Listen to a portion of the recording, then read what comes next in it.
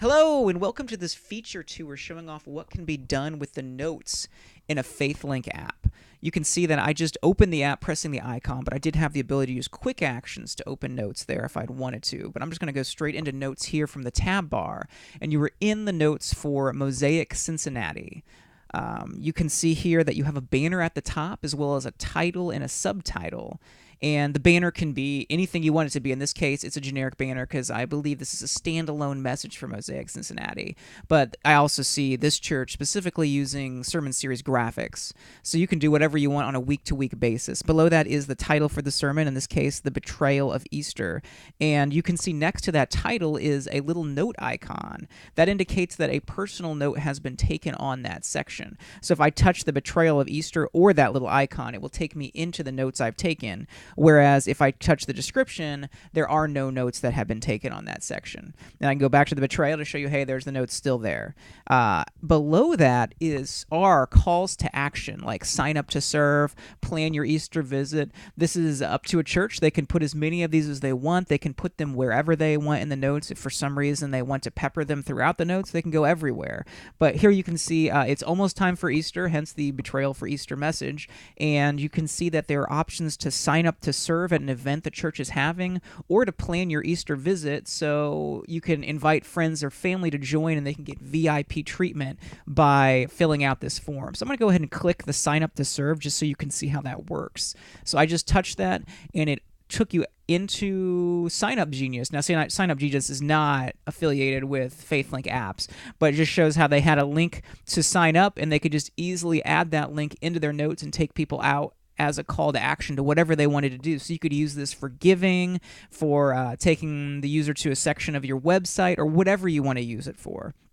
Below that, you can just see on the left-hand side, there are different sections of these notes where notes have been taken, personal notes have been taken. It's really easy to see what sections those are, but they also don't make the notes get bloated where it's hard to read through them because you have a mix of personal notes and the actual notes from the church. And as I go down, you can see even images can be added in line into the sermon, and notes can be taken on these images. So you have the ability to add as many images as you want as well. There's no limit. You don't need to use images at all, just like you don't even need to use a banner if for some reason you don't want to mess with images.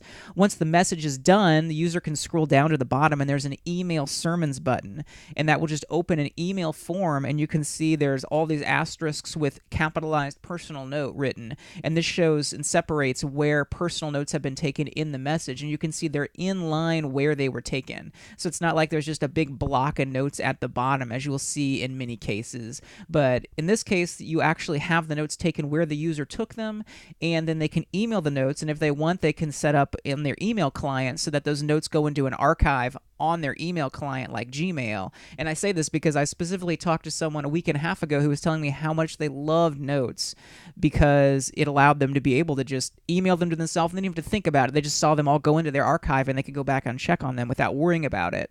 And something awesome for the church is this gives you the ability to not need to print up notes. And also, as a cool thing we've seen churches do with this, this is Medina Assembly of God, and they use it as an entire bulletin. So this is the very same notes section. They're just using it as a bulletin for their worship experience. So you can see they have a nice long intro paragraph. And then as you go down, you'll see different beautiful images showing off different things going on in the church. And for each thing, they also have a call to action, like going to their Connect card, serving, this Rise game day, which they have a long description for. And then at the bottom, they even have sermon notes every week. So you can see here they actually have the core passage for the message where people can still take notes on it if they want. Hopefully this gives you a great example of the flexibility and all the neat things you can do with notes inside of a FaithLink app. If you want more details about what you can do with the FaithLink app, please visit www.faithlinkapps.com. And if you want to see things that people are doing with an app from day to day, please follow our Facebook page, FaithLink Church Apps. We're posting videos and content all the time just showing what people are doing.